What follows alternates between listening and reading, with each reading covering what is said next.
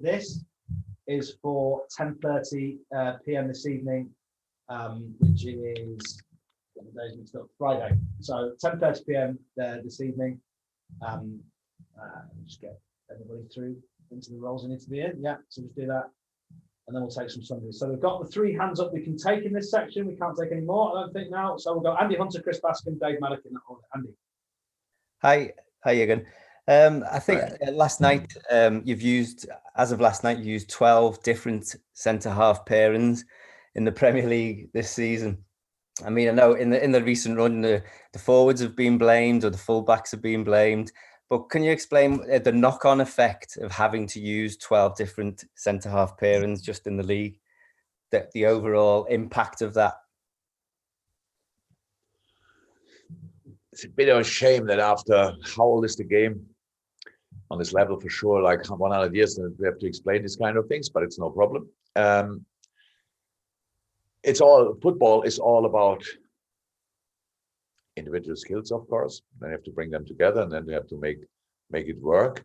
So it's about the structure of the team. It's about stability. It's about reliability. That's about knowing what the other boy is doing in this moment, so that you can react on it or prepare your reaction.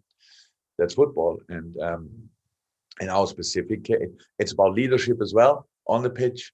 Means who leads a line, who is used to do that, all these kind of things. And if you go really far back, I think it's not a secret that Virgil van Dijk leaded our last line. So organization-wise, I push up, move here, move there, these kind of things, with the ball as well a little bit. But that's how it is. So it just developed in that manner. So that was then a job for a while for Joe, who grew in the job and did that stuff like this. So all good. Then Joe was out, and Joel played together with Fabinho. I think that's how it started, if I'm 100% right. And so now both players are not the most vocal players on the pitch. Let me say it like this. Plus, we missed our natural 6. Now, when we speak about structure and stability, that changed the whole setup. So usually in football, when one player has the ball, all the others know kind of what will happen, because you are used to it. So he steps in, or he passes, or plays a long pass. And all that was gone in a period when we played every 3 days. And the boys did really well with that, to be honest. But it cost a lot of focus and energy then to change all these things and to adapt to these things. And that cost then, what is the word? Fluidity. Sorry? Fluidity. So just that things happen.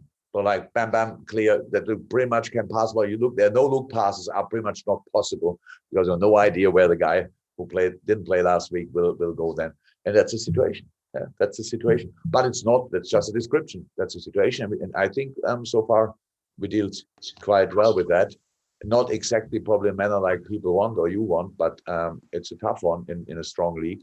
And so last night it looked really good. Again, against Man United looked good, but people will see it differently because we lost that game.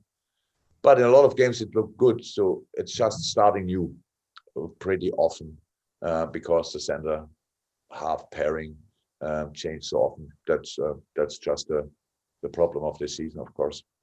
Thank you, Andy. We go to Chris Baskin. Hi. Sorry, as usual, you probably touched on this earlier, but I'm going to mention it again. I mean, you said last night you're not picky. That was a phrase you used. I just wondered, could you just maybe explain? It's obviously you're trying hard to find a centre back, but just explain to those who just think it's just a click of the fingers, you're Liverpool, you can go and get one. Why it is so particularly difficult now in January, and maybe is there a shortage of great centre halves anyway? Just generally in football at the moment, it certainly would be available anyway. Well, again, Chris, why do I have to answer? Do you know the situation with centre halves out there? Do you know the clubs where the centre halves are playing? You know the clubs where they're obviously interesting because everybody's talking about them when they're playing. And tell me if one of these clubs needs money and has to sell a player. So, and if they need money, then they want crazy money. But is that the thing what you would do in that moment, in a situation where nobody knows how exactly it works? So I really don't understand that. If sitting as a football fan at home and think, but they have to do something, that's one thing. But sitting in the same situation as a journalist and think it like that makes no sense, because you know exactly, you're long enough in a business, you know exactly how it works.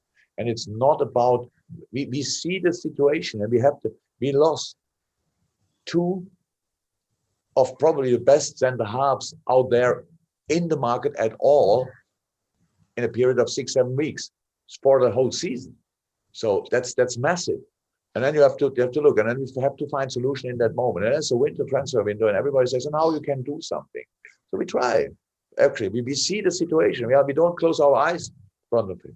But while we are doing that, we have to find solutions, and that's what we do. And we play football, and we played some good football and maybe some lesser good football.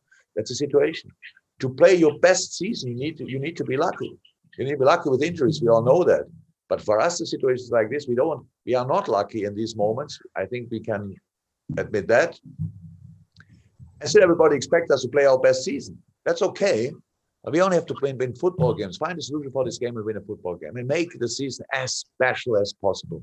That's what we try to do. And we cannot go out and say, by the way, you saw Liverpool, we struggled a little bit on the center half position.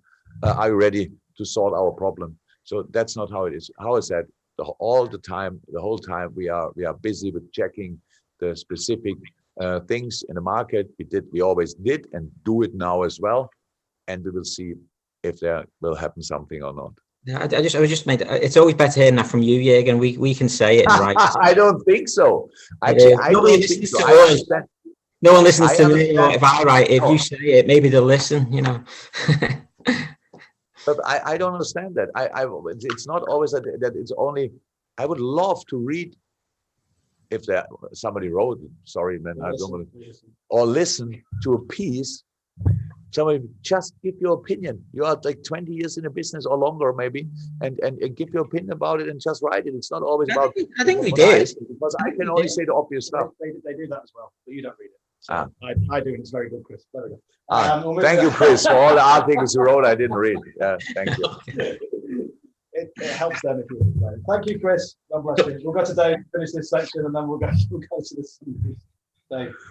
Jurgen, two-part question. First, does he write it as well? Oh, no comment. I've definitely written it. The first part is in terms of fairness, because you're asked almost every week about Virgil van Dijk and how he's doing and whether he'll come back. No one ever asks you about Joe Gomez. So I thought it is fair to ask where he's at and whether there's any chance of him being back before the end. Second question, Dave.